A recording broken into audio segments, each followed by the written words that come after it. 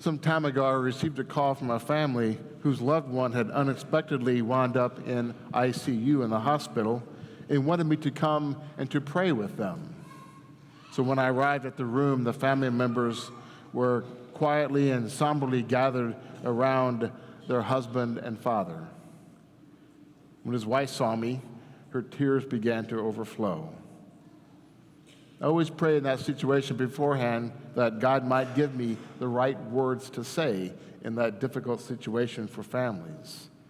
What words of wisdom I might say and what scripture passage might work best for that situation. But that night, and many times before, I learned a very important lesson that sometimes God's wisdom does not use words. I simply gave the man's wife a hug and held her hand and cried with the family. What they needed was compassion, not words. And then, of course, I gave them the sacrament of healing and the last rites. When words fail us, in our efforts to understand and to be understood, reaching out with that simple hug or gentle touch is often the most direct and perfect form of communication.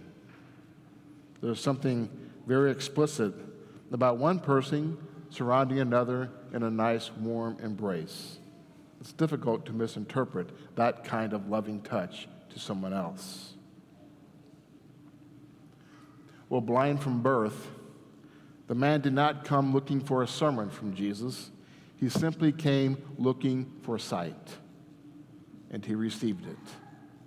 The gentle touch of Jesus, opening his eyes, giving him his first glimpse of people and animals, of sunrises and sunsets, the moon and the stars, the trees and the leaves, mountains and rivers. What an awesome experience for the man who was born blind. So Jesus shows us that touch is the most intimate of senses. In reaching out to others, that message is clear. I'm here, I'm close, and I care. It's sad that so many of us wait a lifetime to discover that wonderful power of touch in our lives. So I invite you to reflect upon that this week. So what are those people in your life that you can cry with as they hug you or hold your hand? Those who are not preaching to you, but listening, understanding, and saying, I've been there too.